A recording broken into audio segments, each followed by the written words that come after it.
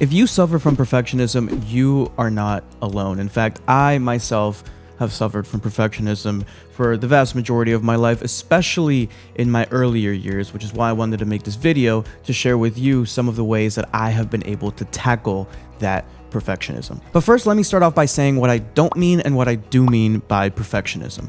What I don't mean by perfectionism is striving to be the best person that you can be and striving to do the best job that you can do. That is perfectly fine. In fact, it is even encouraged and a precursor to healthy self-esteem. What I do mean by perfectionism is expecting that things be perfect, setting an unrealistic standard of perfection for yourself and for your work, and expecting that you or your work have no flaws whatsoever. Because the fact of the matter is that nothing at all is ever perfect. Everything is always in flux and everything has its imperfections, and that is okay.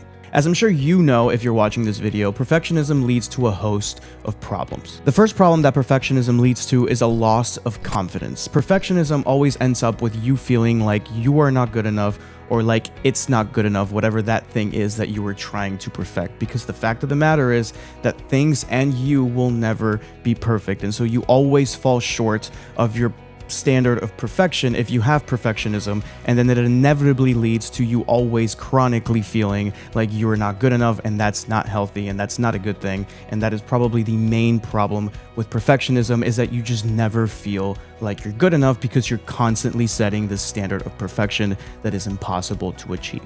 Another problem with perfectionism is that it creates a fear of failure. Because perfectionism leads to you setting unrealistic standards of perfection that you inevitably won't reach because perfection is unattainable. Perfectionism leads to a fear of failure because you don't want to face that nagging voice that's telling you I'm not good enough whenever you inevitably fall short of that standard of perfection. And even worse, as a result of this fear of failure, you could end up in the state of paralysis, where you just don't even try at all because you are so afraid of facing that nagging voice that's telling you that you're not good enough. And even if you are able to get out of that state of paralysis, you will inevitably face an insane amount of suffocating pressure that will create an insane amount of stress on your body and your mind. It will create anxiety, it could even create depression, and so on and so forth. And finally, perfectionism can create strained relationships, because you can bring your unrealistic standards of perfection into your relationship, unrealistic standards which will never be met, and then it can create strained relationships and it can damage the health of your relationships. So what can you do about perfectionism? The first thing you can do is to understand why you have this perfectionism in the first place. And the reason that we suffer from perfectionism in the first place is that it's usually a coping mechanism for some kind of insecurity that we harbor deep inside. And because we harbor this insecurity, we try to present a perfect image, not necessarily to the world, but to ourselves. The problem with this approach is that it doesn't solve the underlying issue. It doesn't solve the underlying insecurity, and moreover, it actually makes it worse, because what we're trying to do is achieve an unachievable standard of perfection, and when we inevitably fall short of that standard of perfection, then the insecurity comes roaring back to say, I told you so. Another reason that we can suffer from perfectionism is due to the societal pressures that are imposed upon us. When you go on Instagram, it looks like people have the perfect life. When you go on Facebook, it looks like people have the perfect family. When you go on LinkedIn, it looks like people have the perfect careers. But at the end of the day, social media is nothing more than people's highlight reels. And even if you logically understand that, logically understanding something and emotionally understanding something is not the same thing. Just because you logically understand that social media is people's highlight reels doesn't mean that if you're spending 4 hours a day on social media, that your brain is immune from looking at that stuff and comparing your own life to those highlight reels. Your brain and your mind will automatically do that. If you're always looking at social media, you're always looking at people's highlight reels, your mind can't help but compare the information and the data that it has in front of it to the data that it has for your own life. And when the data that it has in front of it is nothing more than people's highlight reels, and that's being compared to your own life, not just the highlight reels, but everything, it's going to create a sense of sadness, a sense of depression, a sense of anxiety, so on and so forth. On top of understanding why we suffer from perfectionism in the first place, which is probably the most effective form of dealing and overcoming and effectively managing perfectionism, there are other things that you can do as well. One of the best things that you can do if you suffer from perfectionism is to surround yourself with positive people. Surrounding yourself with positive people and removing the negative people from your life is one of the best things that you can do for the quality of your life, regardless of whether you suffer from perfectionism or not. If you suffer from perfectionism, that means that you have negative voices inside your head because you are setting impossible to achieve standards that you are failing to achieve, and then the negative voices come up. If you have negative voices inside your head, the worst thing that you can do is to have negative voices outside of your head as well, and the best thing that you can do is to have positive voices outside of your head to help battle those negative voices inside of your head whenever they start to come up. Another thing that you can do to battle perfectionism is to embrace progress over perfection. When we suffer from perfectionism, we can become hyper-focused on everything that's wrong. We can become hyper-focused on all the little imperfections. And when we become hyper-focused on all the little imperfections, we become blind to everything that's good. So even if 95% of things are going well, if the 5% is not up to the standard of perfection, then you are going to hyper-focus on that. And not only does that make for a lot of sadness in our lives, but it also makes for an unrealistic picture of reality, because the reality is that 95% is good, 5% is not so good. But when we hyper focus on the 5% that's not so good, it's like it's 50% that's not so good and 50% that's good.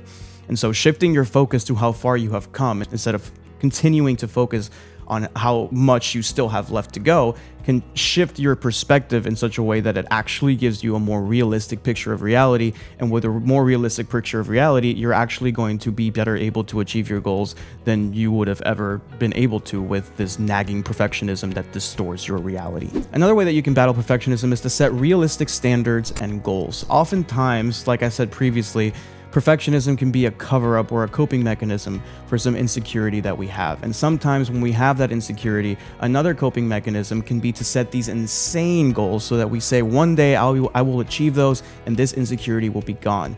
But because those insane goals, the setting of those insane goals is triggered and fueled by that insecurity, sometimes that can be a form of self-sabotage. Our insecurity can force us or propel us to create these insanely huge goals that we're not going to achieve, at least not in the time frame that we set for the achievement of that goal, right? If we want to achieve these great things in 1 year, but normally it takes like 10 years, and the year passes and we don't achieve it, then all of a sudden that insecurity can come roaring back and say, I told you so. I told you that you couldn't do that. And so that's some way that the insecurity that we can harbor uses perfectionism to create a situation where that very insecurity can come back and say, I told you so. Another way that you can manage perfectionism is simply to take imperfect action and take risks. The way you do this is by simply understanding that nothing will ever be perfect. You will never be perfect. The situation will never be perfect. Life is always in flux. Sometimes things are good, sometimes things are bad. The important thing is that we keep moving towards our goals. We keep moving forward. We don't stop moving. We don't lay down on the train tracks. We keep moving forward. We take imperfect action. We take risks. We bet on ourselves. And because we bet on ourselves, we invest on ourselves. And because we invest in ourselves, that leads to a higher level of self-esteem. And with a higher self-esteem, your mind doesn't feel the need to move towards perfectionism or any other kind of coping mechanism as much anymore. Additionally, it's also important to practice self-compassion. Even if you're listening to all this and you're feeling fired up and you're saying, I'm going to battle perfectionism, the fact of the matter is that you're going to trip and you're going to mess up, and there will be days where you will fall prey to perfectionism. And when you have those days, when you have those moments, it's important to not beat yourself down, right? That's what somebody with perfectionism does. It's like, oh, I didn't get it perfect. I suffered from perfectionism at this very moment, so I'm going to start beating myself down. That's not going to do anything. The important thing is to practice self-compassion. We're all going to trip. Again, we're never going to be perfect. We're all going to trip. We're all going to fall. The important thing is to get back up and keep moving forward. And finally, you can also learn the art of satisficing. Satisficing is basically a way to approach life where when you make decisions, instead of making decisions so that they can be the best possible decision, you make decisions based on, is this good enough? And if the answer is yes, then you just move on. Now, obviously, you don't want to satisfy in the areas of your life that matter the most, like your relationships or your career, for example. But the fact of the matter is that most choices that you make during your day-to-day life, you can and should satisfy. For example, am I going to have the chicken or am I going to have the salmon? Does it really matter at the end of the day? Probably not. Just make a decision. Is it good enough? Move on. Am I going to drink tea? Am I going to drink coffee? Make the decision and move on. Most little day-to-day decisions don't matter as much as we sometimes think that they do, and we can just satisfy and keep moving on. That will reduce overwhelm, and it will also train us to understand that we don't have to be perfect every single time. If you enjoyed that video and you enjoy this content, feel free to click the link below to subscribe to my email newsletter, where you will get this kind of content via email every week on Monday to get you charged up for the week. Other than that, I'll see you in the next video.